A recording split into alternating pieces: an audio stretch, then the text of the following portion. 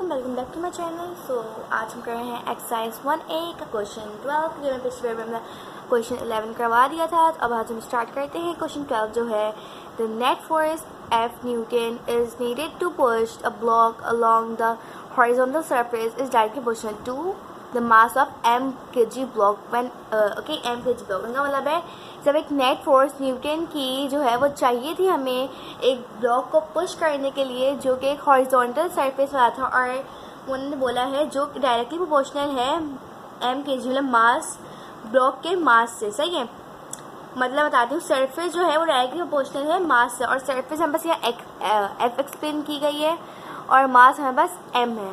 और हमें बोला है find equation connecting f and m में पढ़ने बोल गई m is to 5 and when f is equal to 49। तो हमने सॉल्यूशन स्टार्ट कर लेते हैं। m is directly proportional to f, sorry मतलब हाँ, तो हम बस क्या होगा F m is equals to k। सही है, f की वैल्यू हमारे पास 49 थी जब हमारे पास 5 m की वैल्यू 5 थी। 49 divide by 5 is equals to k। k is equals to अभी कर लेते हूँ 49 डिवाइड बाय 5 9.8। तो फिर k इज इक्वल्स टू 9.8 हमारे आंसर आ गया है। Part 2 find the value of f when m is equals to 14। Part 2 find the value f when m is equals to 14। सही है, 9.8 f की वैल्यू फाइंड करनी है when m is equals to 14 is equals to 9.8। सही है, f is equals to यहाँ multiply divide हालांकि multiply हो जाएगा 9.8 मल्टीप्लाई बाय 14। सही है, लिख लेते हैं 9.8 मल्टीप्लाई बाय 14 बस आंसर आया है 137.2। सही है, लिख देते हैं 137.2 हमारा आंसर आ गया है इसका। तो लिख देते हैं उसको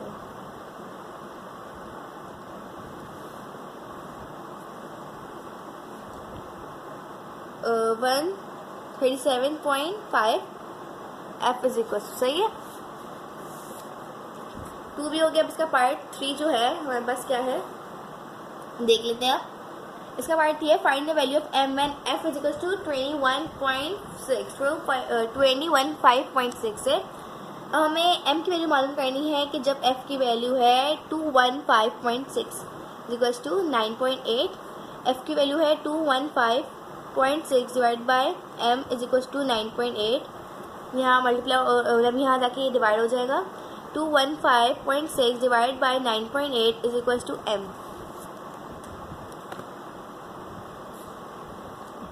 215.6 डिवाइड बाय 9.8 22। इसका आंसर क्या है m is equal to 22। 3 part solve हो गए हैं। अब बारी है हमारी लास्ट पार्ट की जो है draw the graph of f against z। अब हमें बनाना है ग्राफ।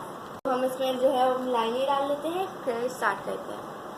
जो है वो एल शेप की लाइन बनानी है और ऊपर हमें f आएगा जिसका ग्राफ है अगेंस्ट m। सही है, अब हमें वैल्यू निकालनी होती है। पहले हमने f की वैल्यू 0 कंसिडर की और बस 9.8 आया था। 9.8 को 0 से मल्टीप्लाई करेंगे 0 ही आता है। सही है, 0 आ गया। अब हमने उसको 1 से मल्टीप्लाई किया 9.8 को। अगर हम 9.8 f है और m 1 ले लिया हमने कि 9.8 का 9 से कर दिया और 1 आंसर है। तो हम इसका जो है ग्राफ प्लॉट करते हैं। यहाँ हम डाल देंगे 1। सही है, क्योंकि हमने 1 से किया था। और यहाँ हम डाल देते हैं 8.8 और यहाँ हम डाल देते हैं 9.8। ऑलमोस्ट 10 गैप से बनाए हैं। अब हमने 0 को 0 से मर्ज करना है तो हम एक 0 पे लगा देंगे पॉइंट और एक था 1 और 9.8। 1 ये रहा और मैं डालती हूँ 1 और 9.8 बना दिया। अब इसको हम स्ट्रेट लाइन बना लेते हैं। यहाँ 0 बना के हमारी जो स्ट्रेट लाइन बन गई है, मतलब हमारी लाइन ऑफ सिमेट्री बनानी होती है। तो हमारा ये क्वेश्चन 12 का था ग्राफ जो हमने बना लिया। अब चलते थे क्वेश्चन 13 की तरफ। तो इसका आगे हमारे पास क्वेश्चन 13 जो है the pressure of pascal of a gas in the container is directly proportional to the temperature T kelvin. अब गैस का जो प्रेशर है पास्कल में वो एक कंटेनर में जो है वो एक डायरेक्टली प्रोपोर्शनल है टेम्परेचर से। सही है। गैस का प्रेशर वो डायरेक्टली प्रोपोर्शनल है गैस के टेम्परेचर से T। तो हमें क्या करना है, व्हेन मतलब पैस्कल जो है वो डायरेक्टली प्रोपोर्शनल है टेम्परेचर से, P is directly proportional to T। सही है, शॉर्ट फॉर्म्स उनकी। हमें पहला है find question connecting P and T, तो उसको सोल्यूशन स्टार्ट कर देते हैं। और यहाँ हमने सॉरी मैंने पहले वैल्यूज़ नहीं लिखी, मैं वैल्यूज़ लिख देती हूँ उनकी। आप पास जो वैल्यूज़ हैं शुरू वाली मैंने लिखी, जब T10 है, T10 यहाँ है when T is equals to 10 and P is equals to 25। सही है, लिख दिया मैंने यहाँ पे। ओके सही है। अब हम स्टार्ट करेंगे सॉल्यूशन इसका।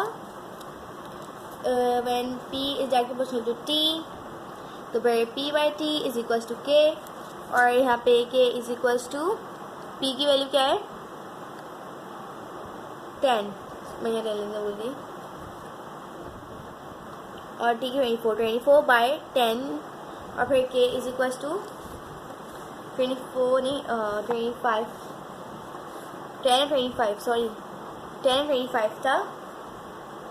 सही है, 25 एंड 10 अब सही हो गया।